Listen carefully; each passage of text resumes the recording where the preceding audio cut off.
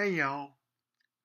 As for the end of the sermon, I just didn't feel that God was speaking to me until now. But now I think He gives me a message that he'll use to at least help one person out there. You know, maybe you're in a season of life where you don't feel like you're making a difference. It is not a huge difference, not one that can be visibly seen, visibly caught. But if you would, turn with me to Genesis 40. Again, oh, sorry. Genesis 40, verse 1. Again, that Genesis 40, verse 1. A little background, Joseph's brothers sold him into slavery because they thought that he was getting favoritism as a father. In all honesty, he was, but that was not the point. They thought he was getting favoritism as their father, they were jealous and stuff. At first, they threw him into a pit.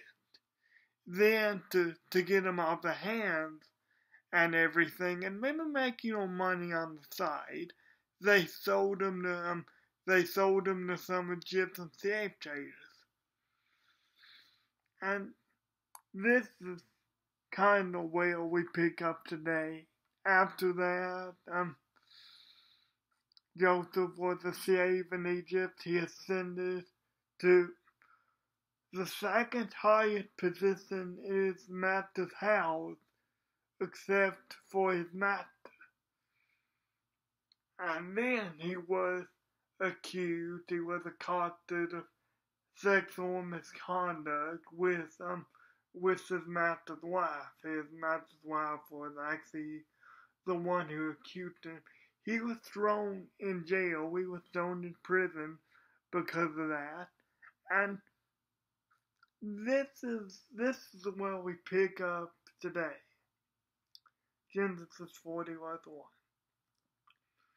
Sometime later, the cupbearer and the baker of the king of Egypt offended their master, the king of Egypt. Pharaoh was angry with the two officials, the chief cupbearer and the chief baker, and put them in custody in the house of the captain of guard, in the same prison where Joseph was confined. That's very important. They were put in the same prison where Joseph was confined. The captain of guard assigned them to Joseph, and he attended them. Joseph was a prominent figure in the prison also. I forgot to mention that. The Lord also blessed him while he was in prison. So the captain of guard assigned them Joseph, he attended them, and they had been in custody for some time. Each of the two men, the cupbearer and the baker of the king of Egypt, who were being held in prison, had a dream the same night, and each dream had a meaning of its own. When Joseph came to them the next morning, he saw that they were dejected. So he asked for the officials who were in custody with him at his master's house, "Why do you look so sad today?" "We both had dreams," they answered, "but there is no one to interpret them." Then Joseph said to them, "Do not interpretations belong to God? Tell me your dreams." So the chief cupbearer told Joseph his dream. He said, "My dream, I saw a vine in front of me, and on the vine were 3 branches. As soon as it budded, it blossomed, and its cutters ripened into grapes. First cup was in my hand, and I took the grapes, squeezes them into Pharaoh's cup and puts the cup in his hand. This is what it means, Joseph said to him. The 3 branches are 3 days. Within 3 days, Pharaoh will lift up your head and restore you to your position, and you push Pharaoh's cup in his hand, just as you used to do when you was cupbearer. But when all goes well with you, remember me and show me kindness. Mention me to Pharaoh and get me out of prison. I was forced to be carried off from the land of the Hebrews, and even here I have done nothing to deserve being put in a dungeon. Now, I could go into the other man's story, but that's not that important. What is important is you see here that in a tub situation, in a situation where Joseph was thinking he was probably at his lowest, and he wasn't really in a place where he could make much of a difference, where he could make a huge difference, quote unquote. He bestowed kindness upon these men, and because of that, a couple years later, Pharaoh had a dream that none of his wise men could interpret, and because of Joseph's kindness, because of Joseph's willingness to do something, even though he didn't think it would be such a big deal, but because of Joseph's willingness to do something for the cupbearer remembered him, and that, oh hey Pharaoh, I apologize. I just remember there's someone in the prison who can interpret your dream. Yes, get him out of there. Yes, get him interpret your dream. This is important too. It took some time before Joseph's difference could be wrought in the world, before it could be carried out. And that's very important. We see God had him at the right place in the right time, the way he could interpret that man's dream. Well, first of all, get the second highest position beside his master in his house, gets thrown in prison, interprets a dream. All these things that could be considered happenstance, or could be considered random or whatever. But we see God was working on a plan for Joseph's life. Even when I bet Joseph really didn't believe in the plan that God was working.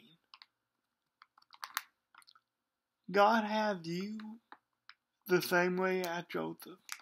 God had you in the right place at the right time and the right angle. He had you.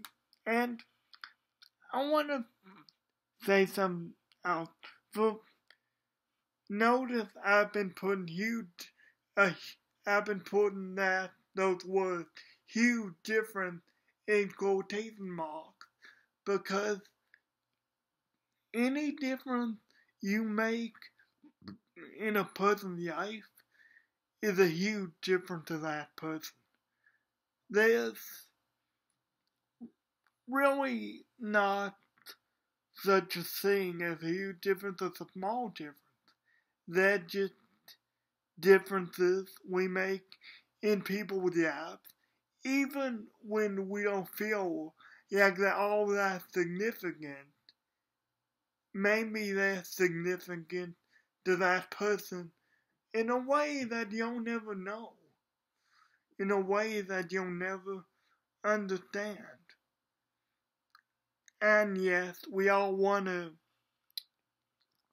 I understand that we all wanna feel like we're valued. We all wanna feel like we're doing something big. But we see here, this was, so to speak, this was a minor act that Joseph did, a minor act of kindness that Joseph did for this baker and this cupbearer. It didn't turn out so well for the baker, but this was a minute act of kindness that Joseph did for this cupbearer simply because he wanted to help him. And I know Joseph asked him, "Hey, remember me when you get out of this prison," but I don't think he was thinking that when he actually had a dream. He was just showing an act of kindness. He was just doing what he could, to make that man happy, to make that man joyful. And a lot of times, that's all it takes. I was, you're in a season of life where you maybe don't feel as fulfilled as you think you ought to be. But we see here, keep on keeping on. I mean, keep on doing what you're doing, and keep on doing what you're doing for God, most importantly, and there's no telling how God can use your little acts of kindness, your little minute, maybe what you consider minor differences in a person's life. There's no telling how God can use that. Just keep on keeping on for God, and keep on keeping on for yourself, because God says you're worth it. I mean, God truly, truly says you're worth it, even when you don't feel like you're making any difference at all. God's working if you honor Him. Guys, I love you. I'll be praying for you, and I'll see you next week.